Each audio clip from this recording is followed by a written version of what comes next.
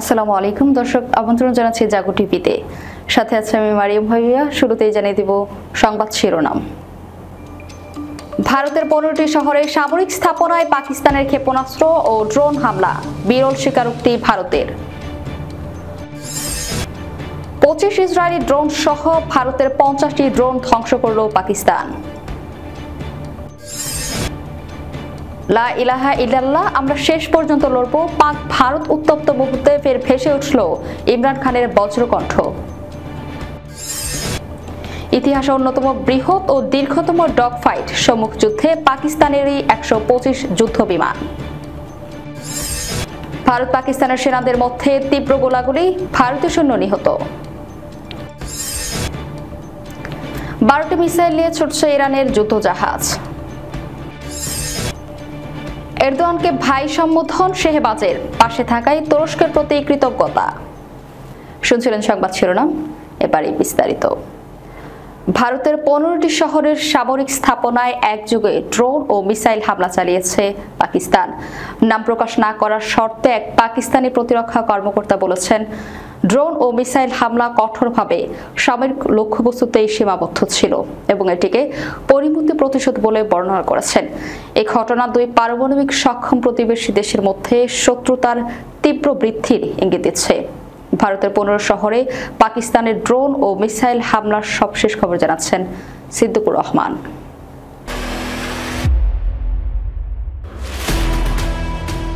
ভারত সরকার আনুষ্ঠানিকভাবে এই হামলার কথা স্বীকার করেছে, যা নিজেদের ভূখণ্ডে এত ব্যাপক সামরিক লক্ষ্যবস্তুতে আক্রমণের বিরল স্বীকৃতি।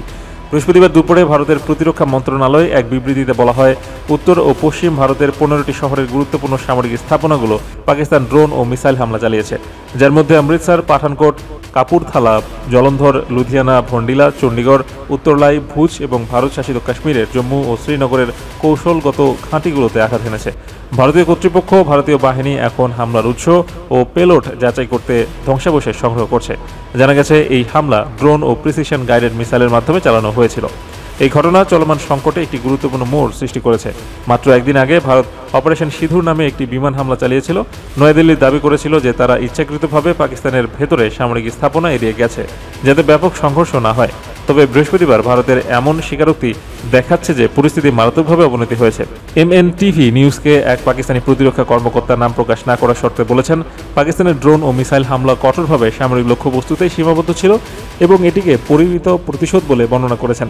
তিনি বলেছেন, ভারত দাবি করেছে যে তারা তাদের হামলায় সামরিক স্থাপনা এড়িয়েছে, কিন্তু আমাদের গোয়েন্দা ও রাডার লক অন্য কথা বলে।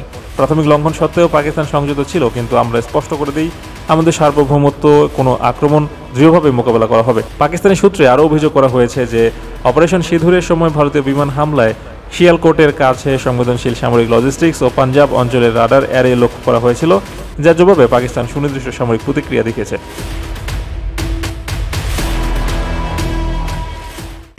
পাকিস্তানে হামলা চালিয়ে আবারও ভয়াবহ বিপর্যয়ের মুখে পড়েছে ভারত। দেশটির অন্তত 25টি ইসরায়েলি ড্রোন ভূপাতিত করেছে পাকিস্তান। বৃহস্পতিবার পাকিস্তানের আন্তঃবাহিনী জনসংযোগ পরিদপ্তর ISPR এক প্রতিবেদনে এই তথ্য জানানো হয়েছে। এদিকে পাকিস্তানের তথ্যমন্ত্রী আতাউল্লাহ তারার বলেছেন, দেশটির সশস্ত্র বাহিনী 50টি ভারতীয় ড্রোন গুলি করে ভূপাতিত করেছে। তিনি বলেন, ভূপাতিত ড্রোনের মধ্যে অন্তত 25টি ইসরায়েলি তৈরি হারপ ড্রোন রয়েছে। খবর ডনের। 50টি ভারতীয় ড্রোন ধ্বংসের বিস্তারিত জানাচ্ছেন সিদ্দিকুর রহমান। পাকিস্তানের ISPR জানিয়েছে, সেনাবাহিনী গত রাত থেকে ভারতে পাঠানো 25টি ইসরায়েলি হ্যারপ ড্রোন ধ্বংস করেছে। সামরিক বাহিনীর বক্তব্য অনুযায়ী টেকনিক্যাল সফট কিল এবং অস্ত্র নির্ভর হার্ড কিল পদ্ধতি ব্যবহার করে পাকিস্তান বাহিনী ভারতের পাঠানো এসব ড্রোন সম্পূর্ণভাবে নিষ্ক্রিয় করেছে। ISPR আরও দাবি করেছে, গত 6 মে ভারতের বিমান হামলার জবাবে পাকিস্তানের প্রতিক্রিয়ায় ভারতের 5টি আধুনিক যুদ্ধবিমান, একাধিক ড্রোন এবং সেনা সদস্য নিহত হওয়ায় দেশটি আতঙ্কিত হয়ে এই ড্রোন হামলা চালায়। সামরিক সূত্রে বলা হয়েছে, ভারতের আগ্রাসী মনোভাবের জবাব পাকিস্তান সর্বদা দৃঢ়ভাবে দেবে। পাকিস্তানের প্রধানমন্ত্রী শেহবাজ শরীফের নেতৃত্বে বুধবার জরুরি বৈঠকে বসে জাতীয় নিরাপত্তা কমিটি NSC বৈঠকে ভারতের হামলাকে উস্কানিমূলক যুদ্ধ ঘোষণা হিসেবে অভিহিত করে তীব্র নিন্দা জানানো হয় এবং বলা হয়, এটি পাকিস্তানের সার্বভৌমত্বের সরাসরি লঙ্ঘন। NSC জানায়, ভারত ইচ্ছাকৃতভাবে মসজিদ ও বাসাবাড়ি সহ বেসামরিক এলাকায় হামলা চালিয়ে নারী, শিশু ও নিরীহ নাগরিকদের হত্যা করেছে, যা আন্তর্জাতিক আইনের চরম লঙ্ঘন এবং মানবাধিকার বিরোধী অপরাধ। এনএসসি আরও জানিয়েছে, জাতিসংঘের সনদের অনুচ্ছেদ 51 অনুসারে আত্মরক্ষার অধিকার প্রয়োগের বিষয়ে পূর্ণ অধিকার রয়েছে। এ লক্ষ্যে সশস্ত্র বাহিনীকে প্রয়োজনীয় প্রতিরক্ষামূলক ব্যবস্থা নেওয়ার পূর্ণ অনুমোদন দেওয়া হয়েছে।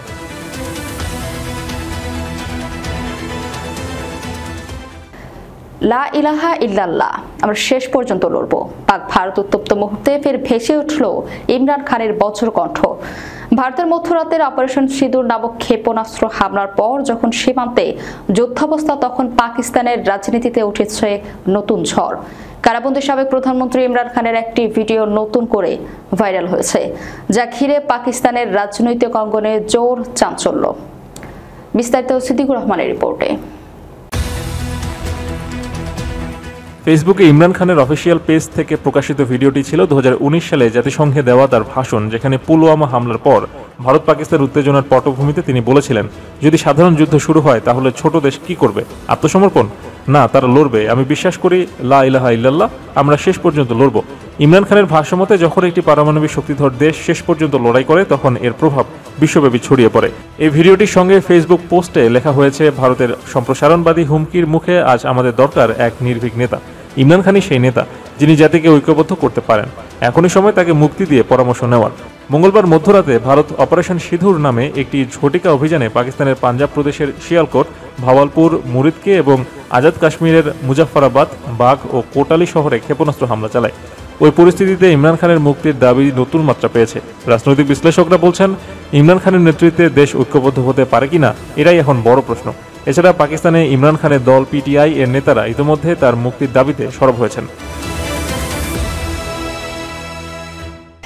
ইতিহাসে অন্যতম বৃহৎ ও দীর্ঘতম ডগ ফাইট সম্মুখ যুদ্ধে শুধু পাকিস্তানেরই 125 যুদ্ধ বিমান। সাম্প্রতিক সময়ের যুদ্ধ বিমানের ইতিহাসে এক বিরল অধ্যায়ের জন্ম দিয়েছে ভারত ও পাকিস্তানের মধ্যে সংঘটিত একটি ব্যাপক ডগ ফাইট বা সম্মুখ লড়াই। মার্কিন সংবাদ মাধ্যম সিএনএনকে দেওয়া এক সাক্ষাৎকারে পাকিস্তানের এক জ্যেষ্ঠ নিরাপত্তা কর্মকর্তা এ তথ্য জানান। মঙ্গলবার 6 মে মধ্যরাতের পর রাত 1টা নাগাদ ভারতের হামলার পর পাকিস্তানের বিমান বাহিনী তাৎক্ষণিক পাল্টা জবাব দেয়। এতে প্রায় 125টি পাকিস্তানি যুদ্ধবিমান অংশ নেয় এবং দুই পক্ষের মধ্যে 1 ঘন্টারও বেশি সময় ধরে আকাশে তীব্র লড়াই চলে। তবে উভয় দেশই তাদের নিজ নিজ আকাশ সীমা রক্ষা করে, কোনো পক্ষই সীমান্ত লঙ্ঘন করেনি। এই লড়াইয়ের সময় আকাশে একাধিকবার এমন পরিস্থিতি তৈরি হয় যেখানে প্রায় 160 কিলোমিটার বা 100 মাইল দূর থেকে একে অপরের দিকে মিসাইল নিক্ষেপ করা হয়। পাকিস্তানি কর্মকর্তাদের দাবি, এই সংঘর্ষে তারা 5টি ভারতীয় যুদ্ধবিমান ভূপাতিত করেছে। পাকিস্তানের পক্ষ থেকে আরও জানানো হয়, ভারতের যুদ্ধবিমানগুলো পাকিস্তানের অভ্যন্তরে নির্দিষ্ট লক্ষ্যবস্তুতে আঘাত হানার চেষ্টা চালিয়ে যায় এবং তাদের একাধিকবার চেষ্টার পরেও তা সফলভাবে প্রতিহত করা হয়। এ সময় ইসলামাবাদ সরকার সম্ভাব্য হামলার আশঙ্কায় সাধারণ নাগরিকদের সতর্ক করতে সচেষ্ট ছিল, যার ফলে হতাহতের সংখ্যা কম রাখা সম্ভব হয়েছে বলে জানানো হয়। প্রসঙ্গত, এর আগে 2019 সালে দুই দেশের মধ্যে ভয়াবহ ডগফাইট হয়, যেখানে পাকিস্তানি আকাশ সীমায় একটি ভারতীয় যুদ্ধবিমান গুলি করে নামানো হয় এবং পাইলট অভিনন্দন বার্তাকে আটক করা হয়েছিল। তবে এবার দুই পক্ষই আগের সেই উত্তেজনাকর পরিস্থিতি এড়াতে চেয়েছে এবং একে অপরের ভূখণ্ডে অনুপ্রবেশ না করেই সংঘর্ষ চালিয়েছে। পাকিস্তানি কর্মকর্তাদের মতে, আধুনিক কালের সবচেয়ে দীর্ঘ এবং বৃহৎ ডগফাইট হিসেবে এই যুদ্ধ ইতিহাসে উল্লেখযোগ্য হয়ে থাকবে। সূত্র সিএনএন। কাশ্মীর সীমান্তের নিয়ন্ত্রণ রেখা এলওসি বরাবর ভারত ও পাকিস্তানের সেনাদের মধ্যে আবারও ব্যাপক গোলাগুলির ঘটনা ঘটেছে। পাকিস্তানি সেনারা হালকা অস্ত্র ও আর্টিলারি গান ব্যবহার করে নিয়ন্ত্রণ রেখা জুড়ে গুলি চালায় বলে অভিযোগ রয়েছে ভারত। এদিকে কাশ্মীরের নিয়ন্ত্রণ রেখা জুড়ে হওয়া এই গোলাগুলিতে ভারতে এক সৈন্য নিহত হয়েছেন। নিহত ওই সেনার নাম দীনেশ কুমার শর্মা। দেশটির হরিয়ানা রাজ্যের বাসিন্দা শর্মা জম্মুর পঞ্চ সেক্টরে নিহত হয়েছেন। বিস্তারিত প্রতিবেদনে।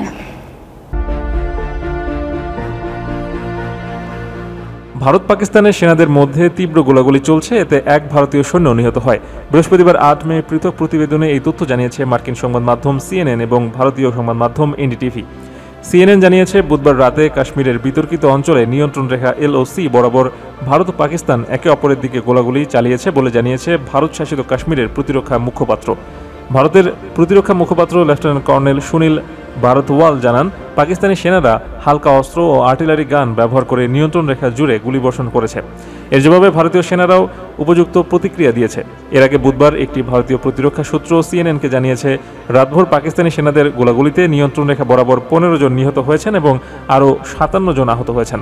পৃথক প্রতিবেদনে ভারতীয় সংবাদ মাধ্যম এনডিটিভি জানিয়েছে, জম্মু ও কাশ্মীরের নিয়ন্ত্রণ রেখায় ফের গোলাগুলি চালিয়েছে পাকিস্তানের সেনাবাহিনী। বৃহস্পতিবার গভীর রাতে কুপওয়ারা, বারামুরা, উরি, আখানুর সেক্টরের বিপরীতে পাক সেনারা বিনা উস্কানিতে ছোট অস্ত্র ও আর্টিলারি গান ব্যবহার করে গুলি চালায়। এ নিয়ে টানা 14 দিন ধরে যুদ্ধবিরতি লঙ্ঘন করল পাকিস্তান। এনডিটিভি বলছে, জম্মুর পুঞ্চ সেক্টরে নিহত হয়েছেন হারিয়ানার দীনেশ কুমার শর্মা। হারিয়ানার মুখ্যমন্ত্রী নায়াব সাইনি সামাজিক মাধ্যমে তার নিহত হওয়ার খবর জানিয়ে বলেন, দেশের প্রতিটি নাগরিক আপনার এই আত্মত্যাগের জন্য গর্বিত। দেশ কখনো আপনার এই অবদান ভুলবে না। আমি তাকে স্যালুট জানাই। ইরানের সামরিক শক্তি প্রদর্শনের অংশ হিসেবে 12টি ক্ষেপণাস্ত্র বহনে সক্ষম একটি অত্যাধুনিক যুদ্ধজাহাজ উন্মোচন করেছে, যে এখন শত্রুপক্ষের উদ্দেশ্যে প্রস্তুত। দেশটির নৌবাহিনীর নতুন এই যুদ্ধজাহাজ শাহানে যুক্ত করা হয়েছে উন্নত প্রতিরক্ষা ব্যবস্থা, যার মধ্যে রয়েছে সৈয়দ 3 এবং নবাব মডেলের ক্ষেপণাস্ত্র প্রতিরক্ষা প্রযুক্তি। এসব প্রযুক্তির মাধ্যমে শত্রুর ছোড়া ক্ষেপণাস্ত্র মুহূর্তেই ধ্বংস করা সম্ভব বলে জানিয়েছে ইরান। সিদ্দিকুর রহমানের রিপোর্ট।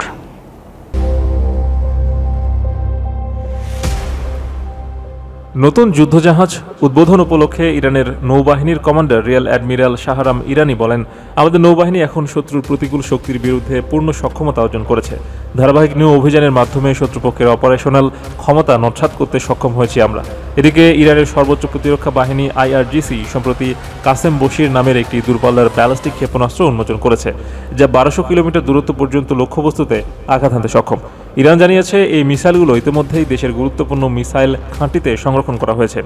ইরানের প্রতিরক্ষা মন্ত্রী আজিজ নাসিম জাদে বলেন, 2024 সালের এপ্রিল ও অক্টোবর মাসে ইরান যেসব ব্যালিস্টিক ক্ষেপণাস্ত্র ব্যবহার করেছিল, কাসেম বশির তার তুলনায় বহুগুণে শক্তিশালী। যদি ইসরায়েলের বিরুদ্ধে একযোগে 200টি কাসেম বশির ক্ষেপণাস্ত্র ছোড়া হয়, তবে ইসরায়েলের প্রতিরক্ষা ব্যবস্থা বড়জোর 5টি প্রতিহত করতে পারবে। ইসরায়েলের বেন গুরিয়ন বিমানবন্দরে ইয়েমেনের হুতি বিদ্রোহীদের সাম্প্রতিক হামলার পর উত্তেজনা আরও বেড়েছে। এরপরেই ইসরায়েলের প্রধানমন্ত্রী বেনিয়ামিন নেতানিয়াহু হুতি ও ইরানকে লক্ষ্য করে প্রতিশোধের হুমকি দেন। এর জবাবে ইরানের বিমান বাহিনী নিজেদের সর্বোচ্চ প্রস্তুতির কথা জানায়। ইরানের বিমান বাহিনী ব্রিগেডিয়ার জেনারেল হামিদ ভাগেরি বলেন, আমাদের বিমান বাহিনী কেবল যুদ্ধ ইউনিট নয়, বরং জাতীয় প্রতিরক্ষার প্রথম সারির শক্তি। আমরা যে কোনো দূরবর্তী হুমকি শনাক্ত ও প্রতিরোধ করতে এখন সম্পূর্ণ প্রস্তুত। মধ্যপ্রাচ্য ভিত্তিক সংবাদ মাধ্যম মেহের নিউজ এজেন্সি 7 মে এসব তথ্য জানিয়েছে।